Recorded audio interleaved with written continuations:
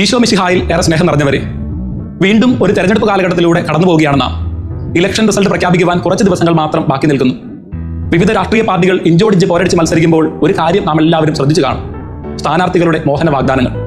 എല്ലാവരും കൊടുക്കുന്ന ഉറപ്പിങ്ങനെയാണ്, ഒപ്പമുണ്ട് എപ്പോഴും.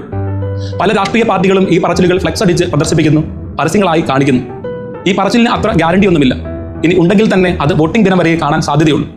അത് കഴിഞ്ഞാൽ അവരും നമ്മളുമൊക്കെ അതങ്ങ് മറക്കും. മാത്രമല്ല, അമേരിക്കയുടെ ആക്രമണത്തോടെ അമേരിക്ക-ഇറാൻ യുദ്ധം പുതിയൊരു തലത്തിലേക്ക് എത്തി നിൽക്കുന്നത് കൊണ്ട് ഇനി ആരൊക്കെ ആരോടുകൂടെ എത്ര നാൾ ഒപ്പമുണ്ടായിരിക്കുമെന്നൊന്നും ആർക്കും പറയാനും പറ്റില്ല.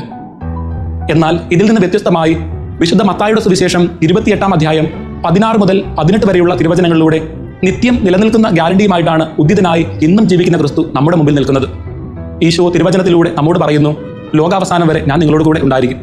മനുഷ്യമക്കളിൽ നിന്ന് എന്തെങ്കിലും പ്രതീക്ഷിച്ചുകൊണ്ടല്ല, നമ്മോടുള്ള അതിരറ്റ സ്നേഹത്താൽ മാത്രമാണ് ഈശോ ഇത് പറഞ്ഞത്. വിശുദ്ധ മത്തായിയുടെ സുവിശേഷത്തിൽ ഗെത്സമൻ തോട്ടത്തിൽ വെച്ച് നടന്ന ഈശോയുടെ അറസ്റ്റിന് ശേഷം ശിഷ്യന്മാർ ഒരുമിച്ച് വരുന്നത് ഗലീലയിലാണ്. ഉദ്ധാനത്തിന് ശേഷം ഈശോ മഗ്ദലേന മറിയത്തെ കണ്ടപ്പോൾ അവളോട് പറഞ്ഞത് ശിഷ്യന്മാരോട് ഗലീലയിൽ ഒരുമിച്ച് കൂടാൻ പറയുക എന്നാണ്.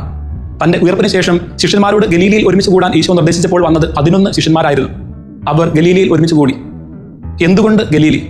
എന്തുകൊണ്ട് താൻ മലയിലെ പ്രസംഗം നടത്തിയ മല ഈശോ തെരഞ്ഞെടുത്തില്ല? എന്തുകൊണ്ട് രൂപാന്തരീകരണം നടന്ന താബോർ മല ഈശോ തെരഞ്ഞെടുത്തില്ല? എന്തുകൊണ്ട് ഗലീലി അവിടുന്ന് തെരഞ്ഞെടുത്തു? ഈശോ ജെറുസലേം പട്ടണത്തിന്റെ നിഴലിലാണ് ജനിച്ചതെങ്കിലും വളർന്നത് ഗലീലയിലായിരുന്നു. ഗലീലി വിജാതീയരുടെ ഗലീലി എന്നാണ് അറിയപ്പെടുന്നതെങ്കിലും ഈശോയുടെ പരസ്യ ജീവിതത്തെ കൂടുതൽ പ്രവർത്തനങ്ങൾ നടന്നത് ഗലീലയിൽ വെച്ചാണ്. ഉദ്ധാനത്തിന് ശേഷവും തന്റെ ദൗത്യം ശിഷ്യർക്ക് കൊടുക്കുവാൻ ഈശോ തെരഞ്ഞെടുത്തതും ഗലീലി തന്നെയായിരുന്നു. ഈശോയുടെ ഹൃദയത്തോട് ചേർന്ന് നിന്ന സ്ഥലമായിരുന്നു ഗലീലി. ദൈവവചനം പറയുന്നത് ഈശോ അവരുടെ അടുത്തേക്ക് വന്നു എന്നാണ്. ഉദ്ധാനത്തിന് ശേഷം ഈശോ മനുഷ്യരുടെ അടുത്തേക്ക് വരികയാണ്. ഉദ്ധിതനായി ഇന്നും ജീവിക്കുന്ന ഈശോ നമ്മളോട് വസിക്കുകയാണ്.